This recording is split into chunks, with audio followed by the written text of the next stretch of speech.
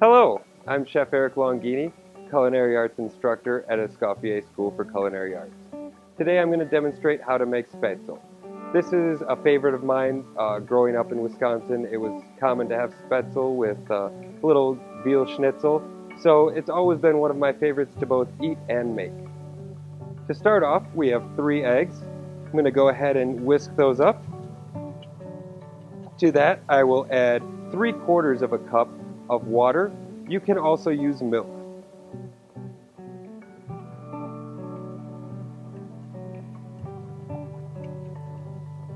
I like to add a little bit of flavoring to my Spaetzle.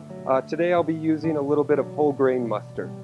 You can use anything from lemon, herbs, whatever your heart's desire. We'll season this with just a pinch of salt. Don't go too heavy on the salt because we will also be adding salt to the water that we cook the Spaetzle. A little bit of nutmeg and a pinch of ground black pepper. Once that is all incorporated, we will slowly work in the flour. We want to do this a little bit at a time as we whisk to incorporate it evenly and ensure that we do not have too many lumps.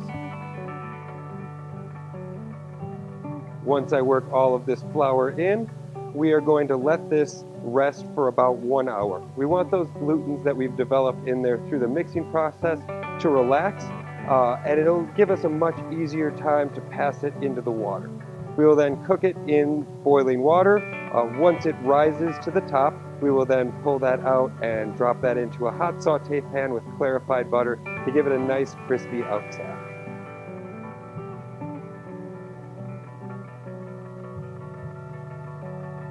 Your dough, when the flour is all incorporated, should resemble that of a thick pancake batter.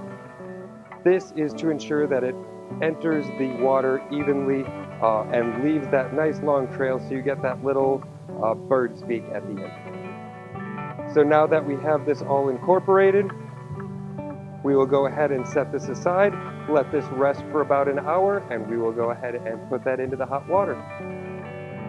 Now that we've let our batter rest for an hour, we are going to go ahead and work it through a perforated pan into our salted water. If you don't have a perforated pan at home, feel free to use something like a colander or any other pan with some small holes going through it. We're going to then take a bench scraper and work it through the holes to give it the proper size and shape. Again, if you don't have one of these, feel free to use something like a spatula. We'll go ahead and empty this right into our perforated pan. Work quickly because it will start to go through these holes and into the water. When you're finished, it's a good idea to have something around to set your perforated pan onto because the bottom of it will get rather messy. If you start to miss your pan, just keep going because once you start this process, there's really no stopping it. Keep working it back and forth until all the Spaetzle batter has been worked through the holes in your perforated pan and into your pot of boiling water.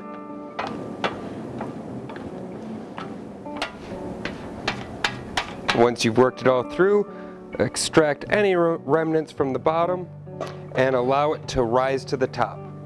Once your Spaetzle has risen to the top, we're going to go ahead and put it into a pan that we've added some clarified butter to.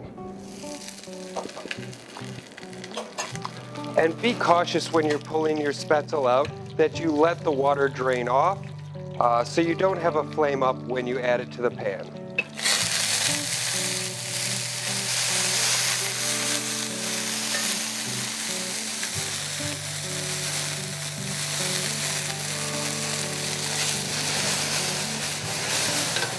And we just want to let this Spaetzle brown ever so slightly, and then we are done. Ready to serve it with whatever sauce you like. I prefer this to go with a nice veal schnitzel and a caper brown butter sauce.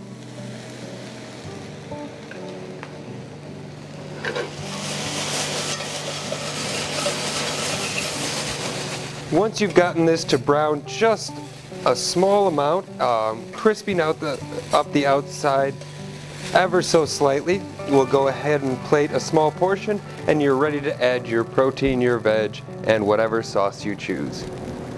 I hope you enjoyed this as much as I have.